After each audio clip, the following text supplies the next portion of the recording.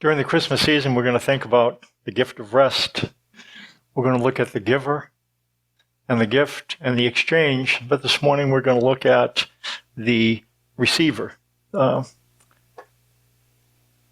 is a unique one. It comes from Matthew 11, and it's the only verse that I'm familiar with where Jesus says, he talks about himself, and then he says, I am, and then he puts an adjective in. There's a lot of times Jesus says, I am the bread of life, and I am the truth, and I am the life.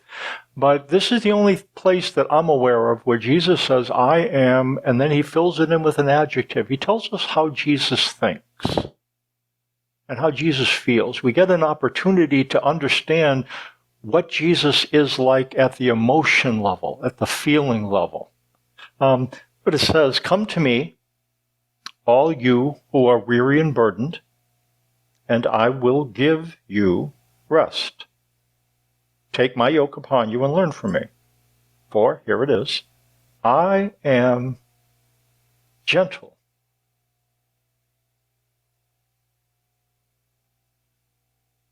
Humble in heart, and you will find rest for your souls.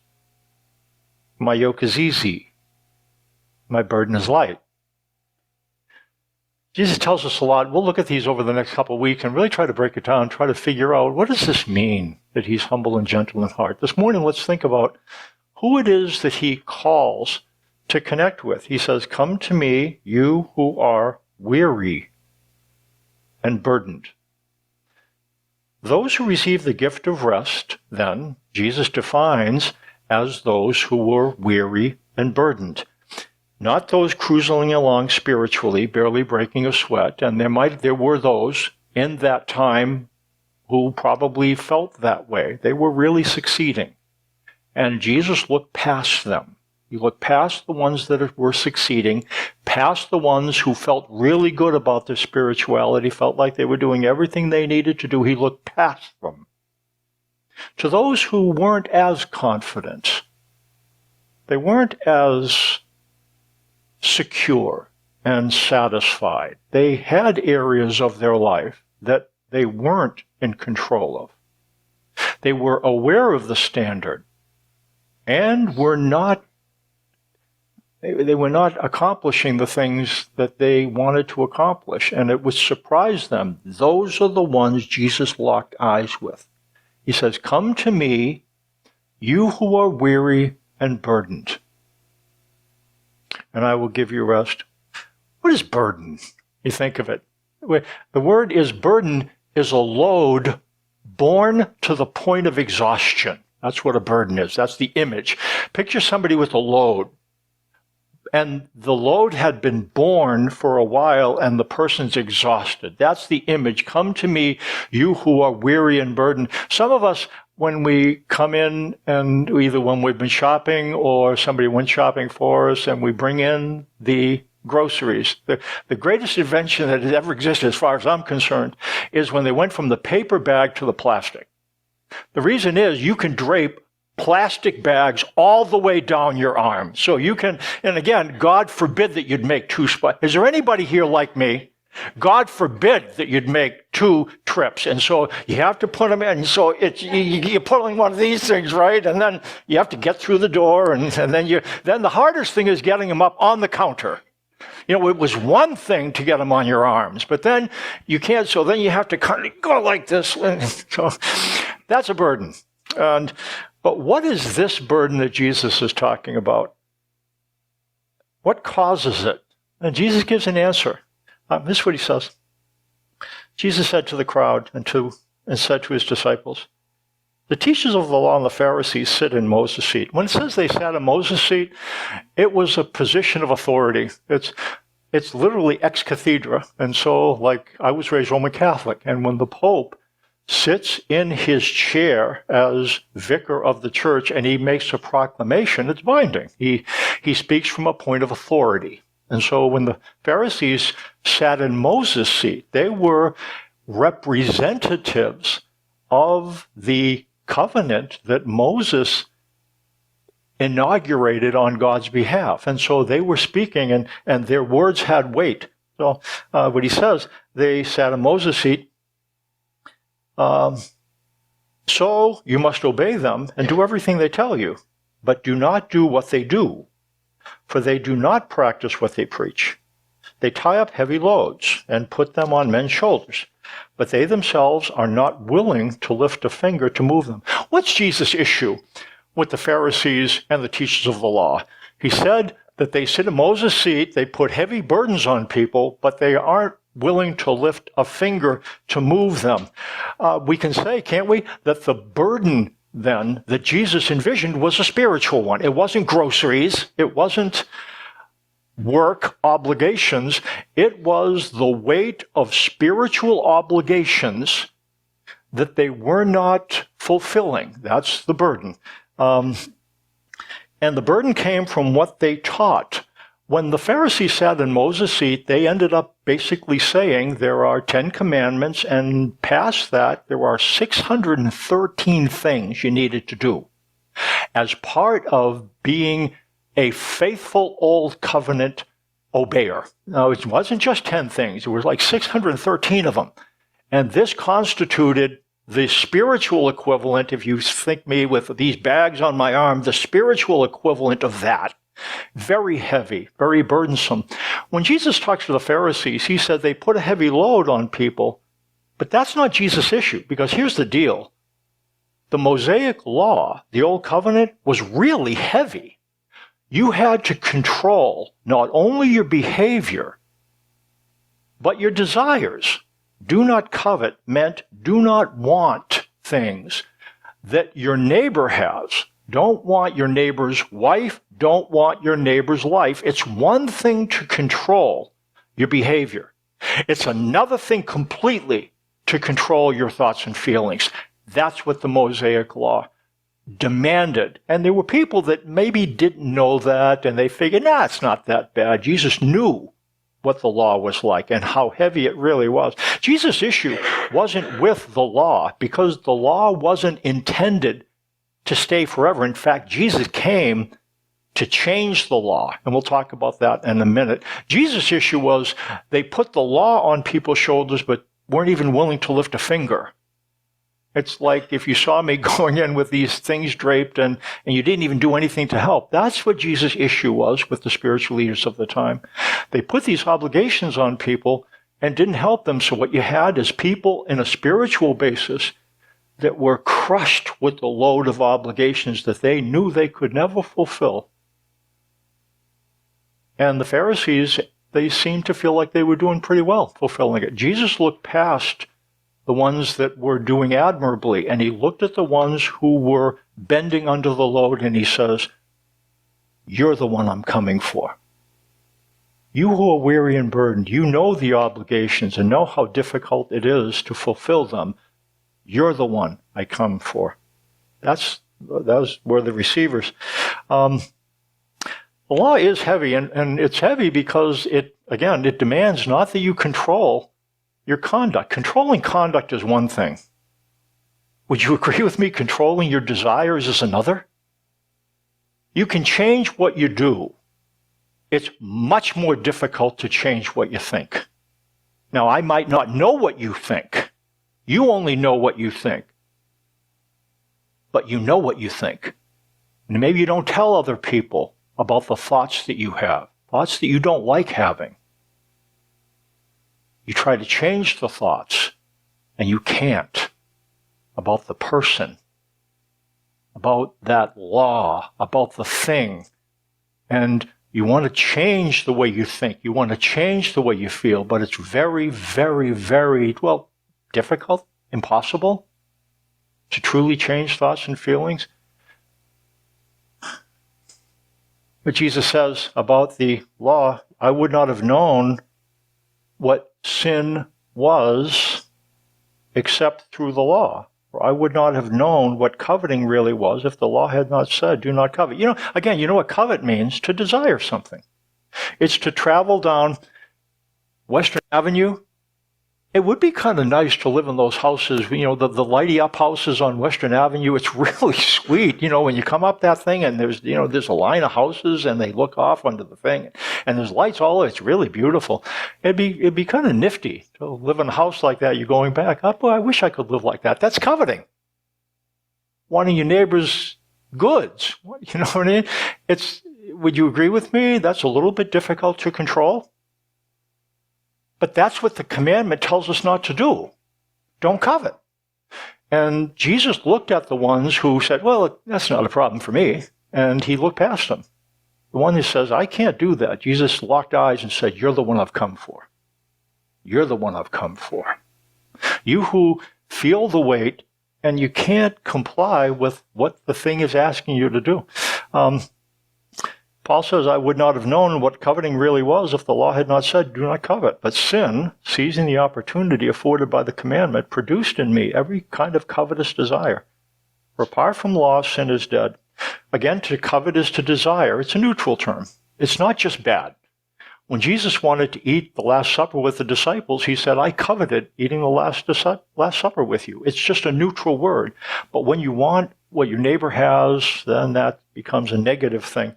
When it comes to desires, they are harmful. When they're harmful, we naturally resist them, right? We naturally resist them. If you want something you don't want, you try to resist wanting it. Try to push it down. And that's easier said than done. Again, we can change our conduct easier than we can change our thoughts and feelings. Here's the deal. Here's the deal. If you hear anything this morning, this is one of the things. When we try to control our desires in order to please God, I want you to listen to me. When we try to control our desires in order to please God, what Paul says, that's going to backfire. And this is what he says. It's sin, seizing the opportunity afforded by the commandment, produced in me every kind of covetous desire. If you try to stamp down desires because you know that God doesn't like it when you do that, you know what's going to happen? You are going to actually inflame the desires. That's what he's saying. Would you agree with me that that sounds burdensome? You're trying to push things down. The more you try to push them down, it's like keeping a beach ball under the water. You ever try to keep a beach ball under the water? You know, and it's coming up this way, and it's coming up that way. It's really difficult to keep a beach ball under the water.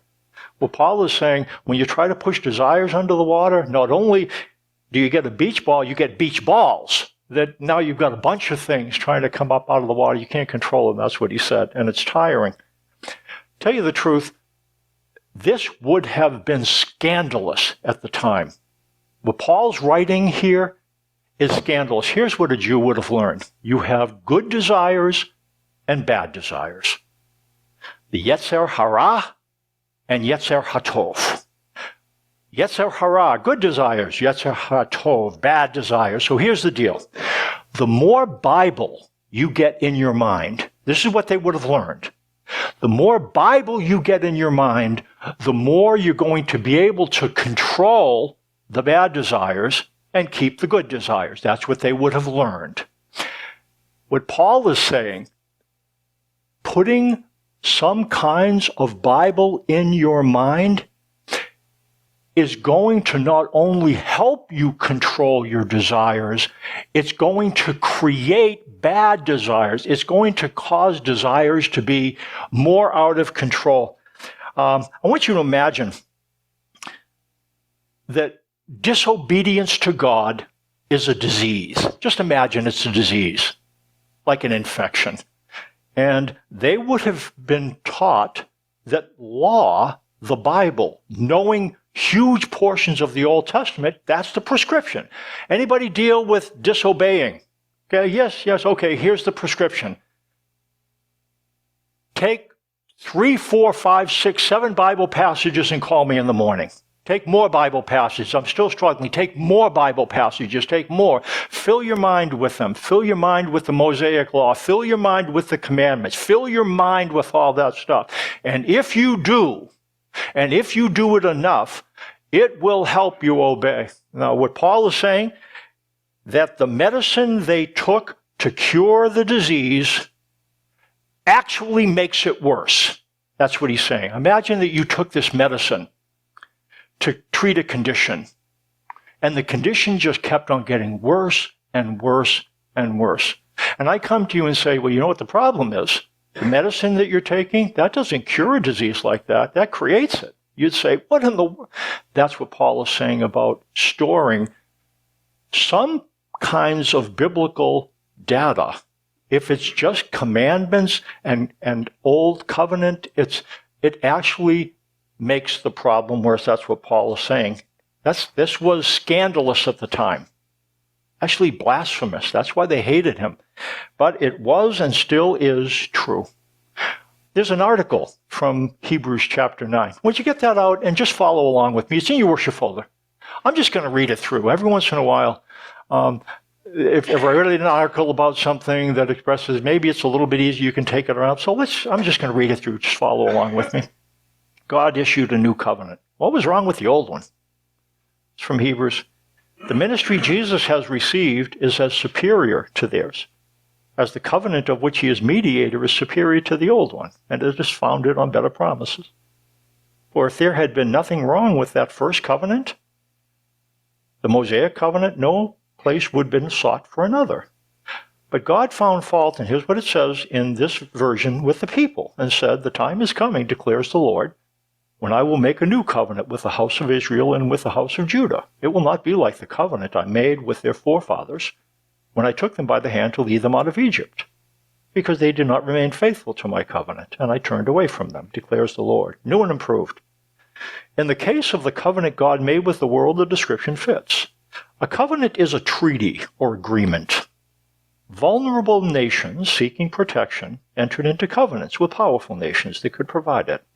Once ratified, covenant documents detail the following. Detailing the following we were given to each party. The parties entering into the agreement, the history of the relationship between the parties, the promises or commitments made by the party offering protection. The big king was called the suzerain.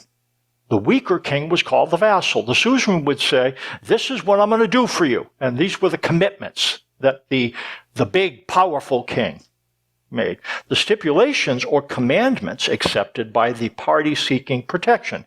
Not only did it detail what the suzerain, the big king, was, but you as the one who received that protection, there's things you had to give in order to get the protection.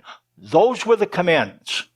So there's the commitments of the powerful king, the commandments of those who were seeking protection, and then there were the consequences, the penalties, for not complying with the stipulations and commandments. The old covenant is the covenant established between God and the Israelites from Mount Sinai. The Ten Commandments are the stipulations that the Israelites agreed to honor in exchange for God's protection. The blessings are the rewards for compliance, and the curses are the punishments for noncompliance. The Israelites promised to obey the covenant demands. God responded with covenant blessings when they did so, and with covenant curses when they did not. God kept his part of the agreement. He always fulfills his covenant promises. However, because they did not remain faithful to his covenant, God promises to make a new covenant. This new covenant would not be like the covenant he made with the children of Israel. It would be superior. It would be founded on better promises. God replaced the old covenant in order to offer a covenant with new and improved promises. Here's what the new covenant says. For if there had been nothing wrong with that first covenant, no place would have been sought for another. But God found fault with the people. In the original language of the Bible, the words the people are not found. It doesn't say the people. That is the person that's translating the Bible and feeling like that clarifies what this verse was intended to say. Actually, the Greek text simply says God found fault with them. Does that make sense? So what it literally says is God found fault with them. And then we got to ask, what's the them? Now, the writer of the Bible says it's the people. This is not the point. God is not talking about people in the context. He's talking about promises. The passage says that God found fault with the promises, not with the people. This is why he founded the new covenant on better promises. Would you agree that that makes a difference? The reason why God made a new covenant is he found fault with them, not the people with the promises. So what God inaugurates, a new covenant with new and improved promises. And that's what the new covenant is. The new covenant is superior because it contains new promises. I will put my laws in their minds and write it on their hearts. I will be their God, and they will be my people. You know what the promise is? God's saying, you know about this obedience that you're worried about? Don't worry about it. Look at me. Stop worrying about it. What he says, I'm going to put my law in your minds and write it on your hearts. You know that responsiveness that you're trying to generate? What God says, let me take care of that. Would you agree with me? If God assumes responsibility for your obedience, he absolves you of the responsibility for it. Can God lay that burden on you and take it upon himself at the same time? He can't. You know what God says? I will put my law in your mind and write it on your hearts. What God says, look at me. Here's the deal. I'm going to ask you, God says, to focus on me. No, don't look at your behavior. Look at me. Nope, don't look at your feelings and thoughts. Look at me. Now, here's what God says. Let me take care of doing the stuff on the inside. And what I want you to do, I want you to gaze at me and glance at what's underneath there. And that's what the new covenant is. God promises to ensure responsiveness to his will. What difference would it make if you believed that?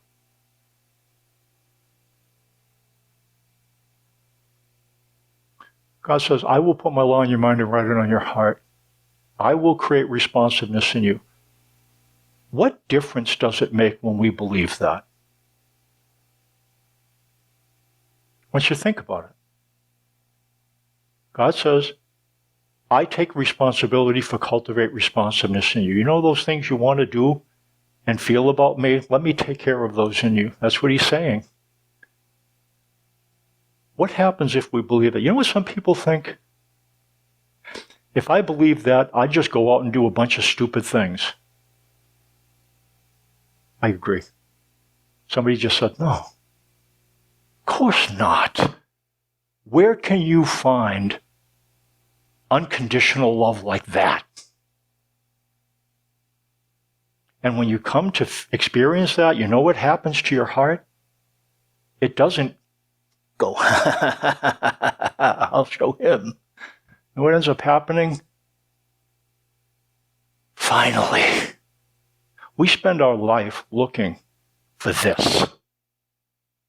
To be loved and known.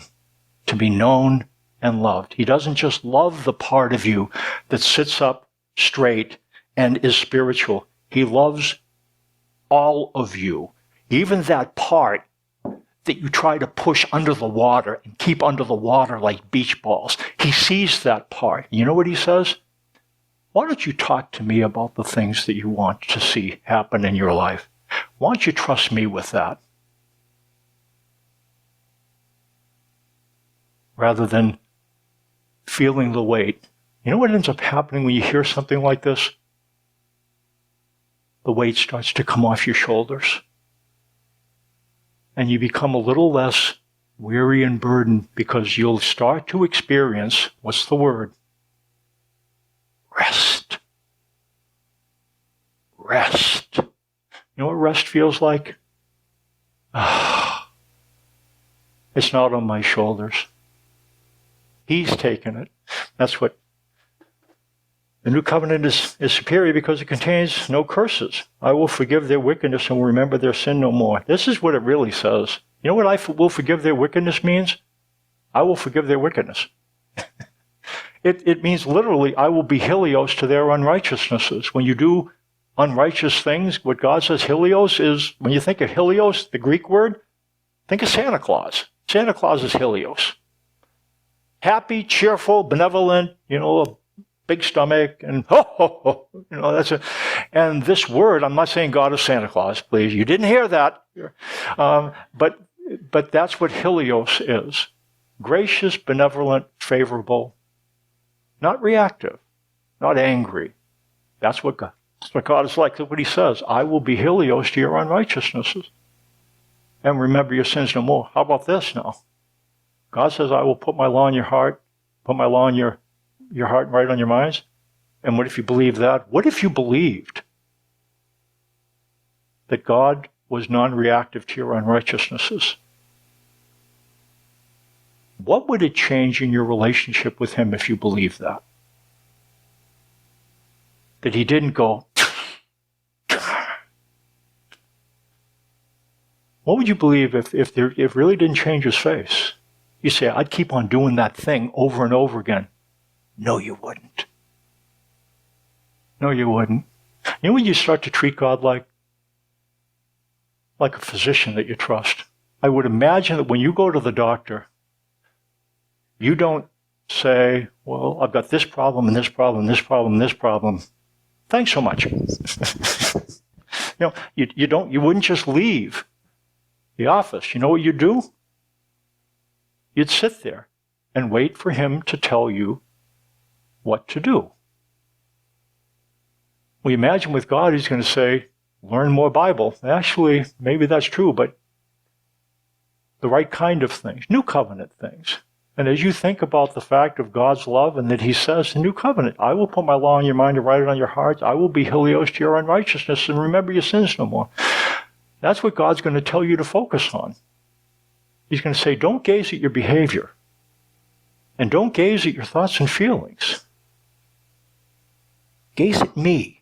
I take responsibility to fix the things inside. I will create responsiveness, and I'm not going to blow up when you blow it. And you know what will gradually happen to you? Oh, that feels better. That feels better. Not to carry the burden. The burden is the problem. God promised that wickedness and sins will no longer bring punishment and curses. When God promises to remember their sins no more, he is not talking about divine amnesia. God is assuring us that sin will not prompt him to impose covenant curses. Children of God need not fear God's retribution and judgment. Curses are not included in the new covenant. There are no curses in the new covenant. They don't exist. Just commitments. There's not even any commandments, really, except love the Lord your God and love one another. It can be confusing to read the Bible. Do you agree? God seems to change. In the first half of the Bible, he is harsh and punitive. In the second half, Jesus reveals God to be gentle and fatherly. These differences, however, do not represent a change in God. They reflect a change in the covenant he operates by. It's essential to understand that God has established a new covenant. He no longer commands us to keep his commandments in order to earn his blessings and avoid his curses. God sent his Son so that the fear of his judgment could be replaced by the assurance of his love. God does not change in the Bible. His covenant does. Paul knew that this teaching was difficult for Christians, believers, to understand. If the fear of judgment is why we're trying to behave, we can't obey God. Fear cannot produce love. Well, Paul understands there will come a time. Here's what he says to Timothy. Preach the word, be prepared in season and out of season, correct, rebuke, and encourage with great patience and careful instruction. The time will come when men will not put up with sound doctrine. Instead, to suit their own desires, they will gather around them a great number of teachers to say what their itching ears want to hear. Well, Paul says at some point in the future, people's attention span would shrink. And so they really won't be able to learn the kind of things that you can only learn if you think about them over and over and over. Can I give you something to think about over and over and over and over again? Don't flit from, let's say, focus on them. If you want to focus on anything, here's the thing to focus on, New Covenant promises. You focus on New Covenant promises, 10 commitments. If you haven't been through it for a while, go through it again. As your image of God's faithfulness and his commitments to you increases, you'll find the burden easing somewhat. That's what Jesus promised. But again, it's not just those who are the burdened, it's the teachable. Jesus said, come to me, you who are weary and burdened, and I'll give you rest. Take my yoke upon you and learn from me. I'm gentle and humble in heart. You'll find rest for your soul. for my yoke is easy and my burden is light. Jesus invited the weary and burdened to learn from him. This season, what Jesus came to inaugurate is a new covenant. Not the old one, a new one, where he takes responsibility. I'll put my law in your heart and put it on your mind. I will be your God and you'll be my people. I'll be Helios to your unrighteousnesses and remember your sins no more. Tune that in.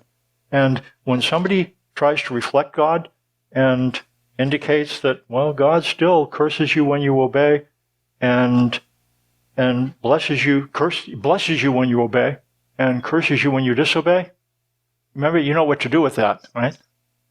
I was told you, off by a covenant. Okay, let's try it. Let's practice it. Let's practice it. God's going to bless you when you obey. Off by a covenant. He's going to curse you when you disobey. Off by a covenant. Yeah. Good. It says to the Jews who had believed him, Jesus said, if you hold to my teaching, you are really my disciples. Hold that in your head. Hold it in your head. And here's what he promises. If you hold to my teaching, you're really my disciples. A disciple is a learner. I would encourage you to become brilliant in the basics spiritually. Brilliant in the basics. And if you're going to be brilliant in the basics spiritually, what do you need to be brilliant in? New covenant promises. Become brilliant in them. Not just, I kind of know them. Focus, make room in your mind for them, because as you do, they will transform not just your behavior, but your thoughts and attitudes. And the burden will be lifted somewhat. Let's stand for closing prayer.